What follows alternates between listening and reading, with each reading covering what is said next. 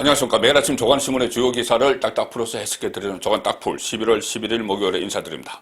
자, 오늘 주요 조간신문 일면 톱 기사는 어제 있었던 여야 대선 후보들의 움직임입니다. 자, 대표적으로 한국일보만 소개를 해드리겠습니다. 조건 붙인 특검 수용, 이것은 이재명, 그리고 사과문만 읽은 사과 윤석열 두 후보의 어제 대표적인 움직임입니다. 자, 이재명 후보는 어제 간홍클럽 토론회에 참석을 하셨죠. 중견 언론인 모임입니다. 거기서 대장동 특검 관련 질문을 받으니 이 특검을 수용하겠다는 입장을 밝히는데 거기에 함정이 두 가지가 있었습니다. 뭐냐 하면은 첫 번째는 대장동 수사 미진할 때는 할 수 있다. 지금 충분히 미진하죠. 그런데 그 검찰 수사 충분히 미진한데 미진할 때 할 수 있다. 자, 이렇게 이야기를 합니다. 그리고 또 하나는 물귀신 작전.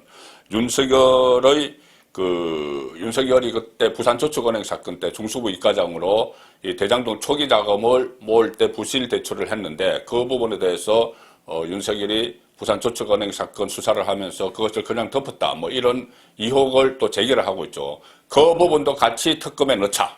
윤석열도 같이 특검 받자. 그 부분에. 자, 그렇게 함정을 파놓고 특검 수용하겠다. 자, 이렇게 이야기를 했습니다.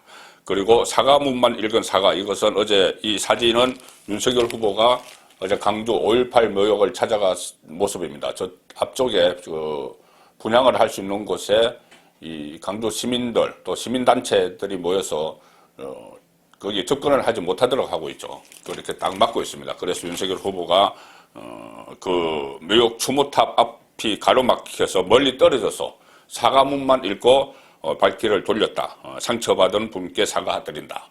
그때 뭐 전두환 전 대통령 관련 발언 문제죠.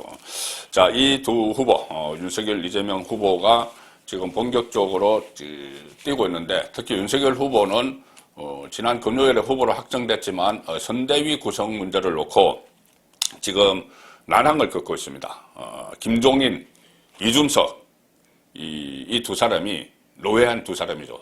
뭐 이준석은 나이가 어려도 10년 동안 정치판에 있으면서 상당히 노회한 모습을 보였습니다.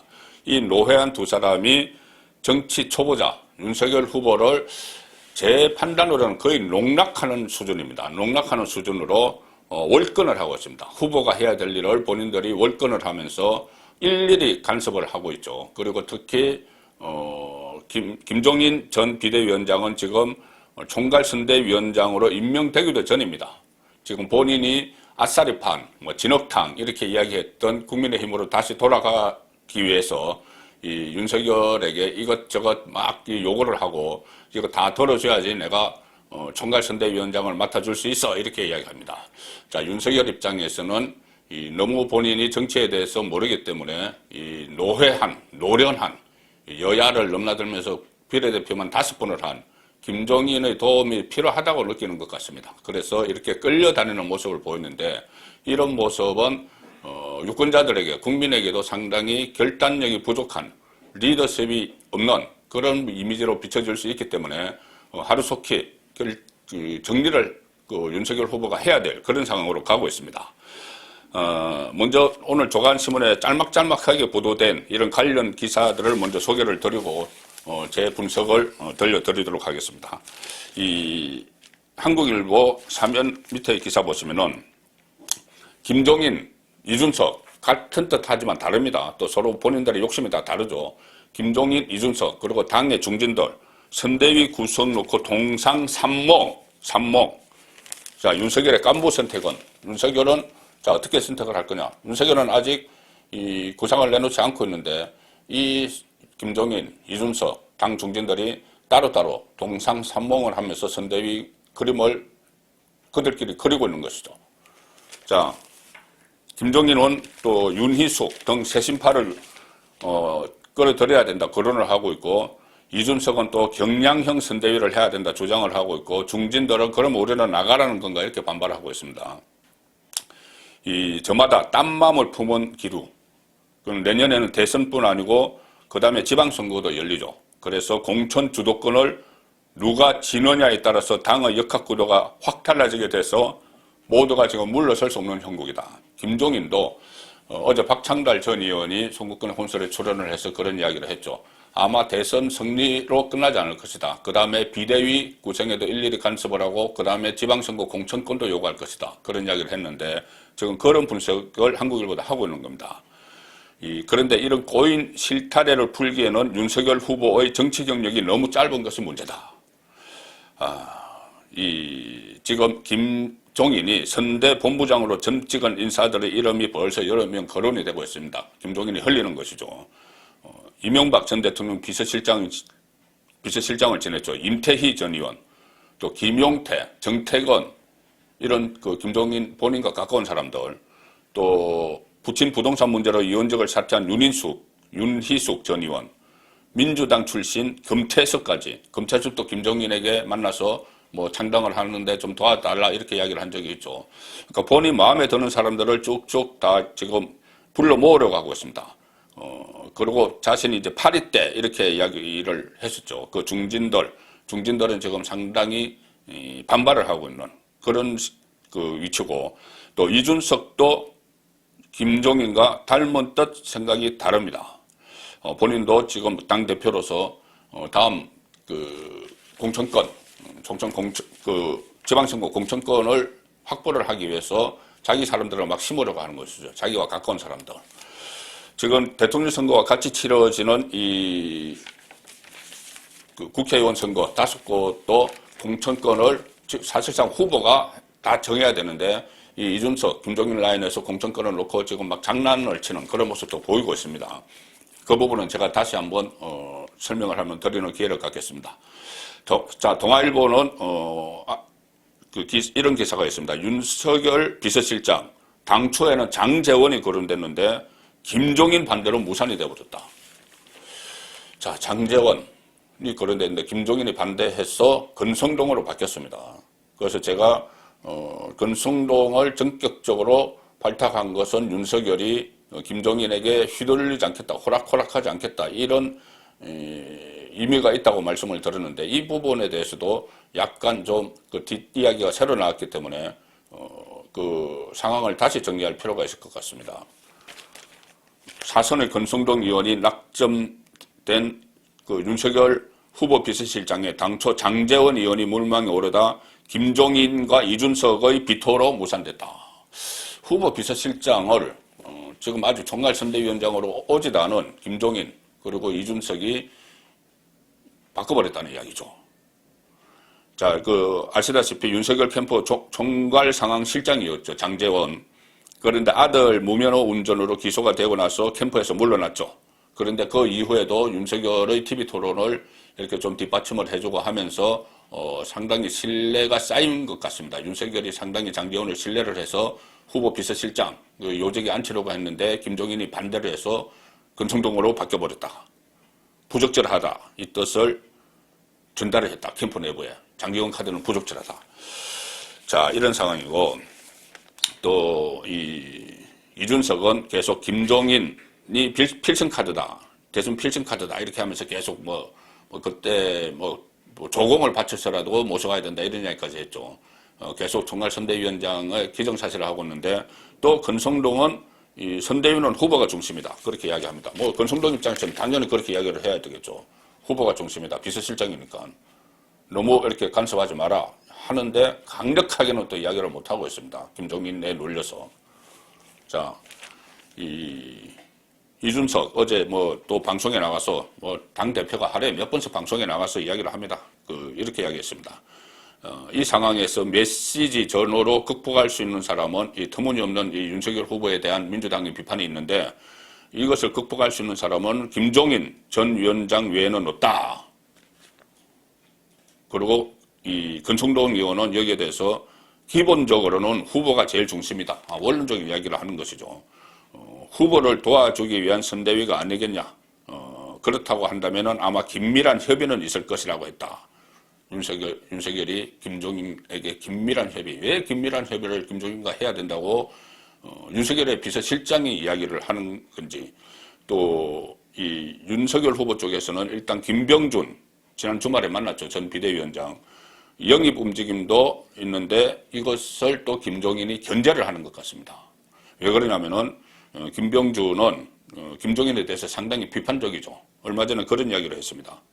지난 4월 달에 그 서울시장, 부산시장 보궐선거 무렵에 김병준의 말입니다.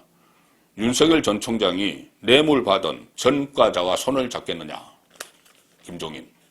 동아은행 비자금 사건으로 처벌받은 김종인 우회적으로 비판했습니다. 그래서 윤석열 후보 쪽에서는 김병준 영입, 이것을 김종인 견제, 이 카드로 활용을 하려고 하는데, 이 김종인 쪽에서는 또 여기에 대해서 상당히 반대를 하겠죠. 자, 그래서 오늘 제가 이 상황, 윤석열 선대위 상황을 한번 정리를 해드리겠습니다. 자, 최근에 비서실장으로 말씀드린 대로 권성동이 영입이 발탁이 됐죠. 권성동이 발탁이 됐고, 오늘 윤석열 후보의 입 역할을 할 수석 대변인과 대변인이 발표가 됩니다. 잠시 후에 최고위원 회의 끝나고 발표를 할 텐데, 지금 수석 대변인에는 이선 국회의원 이양수, 그리고 대변인에는 캠프 대변인 했던 김병민, 이 두 사람이 오늘 발탁이 됩니다. 자, 그러면은 이 비서실장 권성동, 수석 대변인 이양수, 대변인 김병민, 이 세 사람의 이 공통점은 뭘까? 윤석열의 바로 지금거래에서 보좌하는 비서실장, 그리고 윤석열의 입 역할을 하는 두 사람, 공통점은 김종인과 가까운 사람입니다. 김종인과 가까운 사람. 이양수 수석 대변인은 김종인 비대위 체제에서 서울시장, 부산시장 경선 준비위원을 맡았습니다. 그리고 김병민 대변인은 김종인 비대위원장 체제에서 비대위원을 했습니다. 뭐 김종인 계라고 해도 무리가 없죠. 그리고 권성동 그 비서실장은 그 무소속으로 4.15 총선에 출마를 했다가 공천이 안 돼서 무소속으로 출마를 했다가 복당, 김종인 비대위 체제에서 복당을 했습니다. 김종인은 그때 홍준표는 복당시키지 않았죠. 근데 권성동은 복당을 시켰습니다. 그러니 원래 당초 장제원 비서실장 카드였는데 장제원을 김종인이 비토했습니다. 자, 비토한 이유가 뭘까? 이겁니다. 장제원은 평소에 김종인에 대해서 상당히 부정적이었습니다. 비대위원장하고 그전에 뭐 총선 때 총괄선대위원장 할 때부터 부정적이었죠. 그래서 심지어 김종인은 장제원의 이야기입니다. 김종인은 노욕에 찬 기술자 정치를 한다. 노욕, 기술자 이런 비판을 했습니다. 그런 비판을 했을 때 김종인이 뭐라고 했냐면은 장제원을 향해서 홍준표의 꼬붕이다. 장제원은 홍준표의 꼬붕이다. 나는 장제원 상대도 안 한다. 자, 이런 인물을 윤석열이 처음에 본인의 캠프 상황실장을 해서 상당히 신뢰를 쌓아서 장제원을 비서실장으로 앉히려고 하니 비토를 한 거죠. 김종인이 비토를 해서 할 수 없이 그 다음에 장제원 역할을 했던 권성동을 비서실장으로 앉히려고 하니 김종인이 오케이 했습니다. 왜 그러냐면은 본인이 비대위 위원장 시절에 복당을 시키면서 자기 사람이라고 생각을 하기 때문에. 자, 이런 어처구니 없는 지금 일들이 지금 벌어지고 있습니다. 그리고 이 주호영, 지금 들리는 이야기로는 주호영 전 원내대표 윤석열 캠프 공동선대위원장으로 갔었죠. 그런데 지금 김종인이 윤석열 캠프에 파리떼들이 모여있다. 뭐 자리 사냥꾼이다 하면서 다 날려보내라. 내가 그 자리에 앉겠다. 이 이야기를 하는 배경에 주호영이 있다는 이야기가 지금 여의도 선거에 파다하게 들리고 있습니다. 왜 그러느냐 하면 기억하셨겠지만 주호영 원내대표가 그때 4.7 서울시장, 부산시장 재보궐선거에서 이기고 난 뒤에 이 김종인에게 한 말이 화제가 됐었죠. 다시는 김종인 위원장님을 모시는 일이 없도록 하겠다. 이것은 덕담입니다.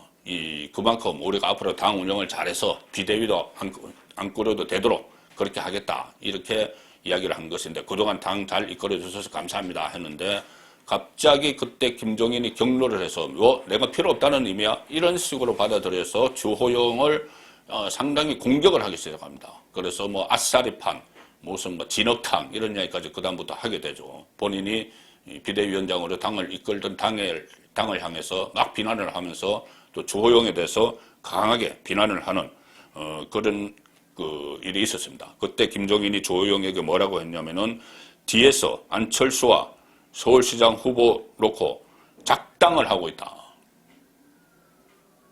자, 당박의 안철수와 작당을 하고 있다, 주호영이. 자, 그렇게까지 이야기한. 그래서 사감이 막 쌓였죠, 주호영에게. 그래서 주호영이 공동선대위원장으로는 이 체제는 안 돼. 다 파리떼야. 자리 사냥꾼이야. 다 날려버려. 이렇게 사감을 가지고 지금 그 선대위를 흔들고 있습니다.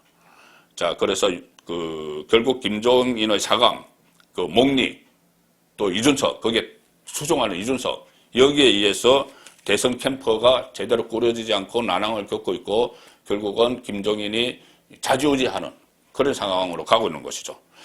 자, 이렇게 되면 윤석열 후보가 정말 결단력을 보일 때입니다. 만약에 여기서 끌려다닐 것이냐, 김종인, 이준석에게 그냥 대선 후보가 끌려다닐 것이냐, 아니면은 어떤 정확히 판단해서 이 상태로는 이미지도 나빠지고 윤석열 후보 본인이 이 어떤 당 장악도 하지 못하고 본인의 역할이 본인의 권한인데 그것을 다 침범당하고 그냥 쳐다만 보고 있다. 이런 이미지가 박히면은 지지율에도 상당히 어려움을 겪습니다. 그래서 지금은 지도력을 발휘해서 결단할 때다. 자, 어떤 결단을 해야 될까요? 노련한 이준석, 김종인, 노회한 여기에 끌려다닐지 아니면은 리더십을 발휘해서 윤석열의 색깔을 보일지 그 부분은 지금 빨리 결단을 해야 될 시점입니다. 자, 이재명 소식도 하나 전해드리죠. 조금 전에 제가 말씀드린 대로 대장동 수사 미진하면 특검 받겠다 했는데 여기에 대해서 안철수가 그거 뭐 특검 안 받겠다는 말장난 아니냐 이렇게 또 지적을 했습니다. 요즘 안철수 후보가 좀 사이다 발언을 좀 많이 하는 것 같죠. 자, 안철수 대장동 검찰 수사는 수사 의제를 이심받을 정도로 이미 충분히 미진하다. 그러니 받아야 돼. 미진하니까 특검을 받아야 된다.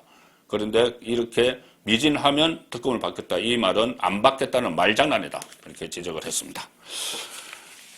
이재명 후보와 관련해서 어제 여의도 정권가 뿐만이 아니고 일반 SNS에서도 상당히 루머가 막 퍼졌습니다. 뭐냐면은 이재명 후보와 부인 김혜경 씨를 둘러싼 루머로 시끌시끌했는데 그제 새벽 1시 30분에 김혜경 씨가 낙상을 해서 응급실에 갔다. 그래서 이재명 후보가 하루 동안 유세를 쉬고 간호를 했다. 자, 이런 이야기까지가 들렸죠. 그런데 SNS상에서는 왜 1시 반에 낙상을 했을까? 그리고 낙상을 했는데 또 열상, 이마 쪽은 왜 찢어졌을까? 얼굴 쪽은 왜 찢어졌을까? 이런 문제를 놓고 여러 가지 루머가 막 떠돌았습니다. 어떤 사람이 실명도 나오고 막 떠돌아서, 단순한 낙상이냐? 아니면은 그 시간에 새벽에 다른 소동이 있었느냐? 이런 말들이 시끌시끌하게 오고 갔죠. 그래서 SNS에서 급속히 퍼졌는데, 일단, 이재명 캠프가 아니고, 민주당에서 이 문제를 놓고 이재명 부인 부상 관련 허위 유포자 2명을 고발을 했습니다. 이재명이 한 것이 아니고 민주당이 했습니다. 만약에 이재명 후보가 하면은 이재명 후보가 고발인 조사 같은 것을 또 받아야 되죠. 그래서 민주당이 대신 고발을 했습니다. 허위 유포다. 어제 SNS에 막 퍼졌던 그 내용들. 가짜뉴스가 급속히 전파됐다. 강력 대응하겠다. 이 후보 부인의 낙상 사고와 관련한 각종 허위 사실이 온라인상에 빠르게 유포되고 있다. 자, 민주당 이야기입니다. 민주당은 이재명 후보, 김혜경 씨와 관련한 허위 사실, 가짜 뉴스에 대해 법적 조치를 비롯해서 강력히 대응하기로 했다. 그래서 어제 오후 서울중앙지검에 공직선거법상 허위 사실 공표, 정보통신망법상 명예훼손으로 온라인 커뮤니티에 김혜경 씨의 낙상 사고 관련 의혹글을 올린 성명불상의 2명을 고발을 했습니다. 이재명 후보는 어제 그런 이야기를 수행실장에게 했다고 그러죠. 김혜경 씨 낙상 사고에 대해서 영화에서만 봤지 사람이 그렇게 혼절하는 모습을 옆에서 처음 봤다. 새벽 1시 반에 갑자기 이 혼절을 했고 그 시간에 이재명 후보가 그 모습을 봤다는 겁니다. 얼마 전에 이재명 후보를 만나서 힘을 실어줬죠. 대장동 수사도 좀 면죄부 적용으로 빨리 신속하게 하라 이렇게 했던 문재인 대통령이 취임 이후에 하고 싶은 말만 하고 중요한 현안, 뭐 조국 사태, 뭐 이런 국민들이 분통을 터뜨리는 이런 문제에 대해서는 침묵을 해왔죠. 그런데 갑자기 임기 얼마 남겨놓지 않고 대선 얼마 남겨놓지 않고 국민과의 대화를 하겠다고 나섰습니다. 갑자기. 자, 중앙일보 그 기사 보시면 문 대통령 21일 국민과의 대화. 야당은 대선 앞에 생중계 행사하는 저희가 의심스럽다. 갑자기 무슨 왜 국민과의 대화 2년 동안 안 하다가 대선 앞두고. 자, 국민 300명과 100분간 TV 중계로 대화를 하겠다. 대선 100여일 앞두고 연 사례가 없다. 이런 방식의 대화는 2019년 11월 19일 이후 2년 만입니다. 특히 코로나 확산 이후에 문재인은 대규모 인원과 함께 대화를 나누는 적이 없었는데 지금 이 시점에 대화를 하겠다. 세금, 수신료로 운영되는 공영방송 KBS가 100분간 생중계하는 이번 대화는 대선을 불과 100여일 앞두고 열립니다. 그리고 역대 대통령 중에서 임기를 6개월 남겨놓고 이런 국민과의 행사를 연 적은 없다. 그동안 불통으로 일관을 했던 대통령이 대선을 앞두고 왜 갑자기 대규모 생중계 행사를 계획했는지 의심스럽다. 국민의힘 허은하 수석 대변인. 그리고 문재인은 취임 초에 광화문 대통령을 공약을 하면서 국민과 직접 대화를 늘리겠다고 약속을 했지만 국민과의 소통은 이번 행사를 포함해서 4번, 5년 동안 4번, 그리고 기자회견 형식의 소통 역시 총 8번. 대통령이 5년 동안 8번 기자회견했습니다. 거의 1년에 2번도 하지 못한 그런 불통 대통령이었는데 갑자기 국민과의 대화를 하겠다고 나섰습니다. 또다시 이재명에게 힘을 실어주기 위한 것 아니냐. 그래서 퇴임 후에 안전판을 마련하기 위한 것 아니냐. 그런 분석이 충분히 나올 정도입니다. 11월 11일 보내드린 조간딱풀이었습니다.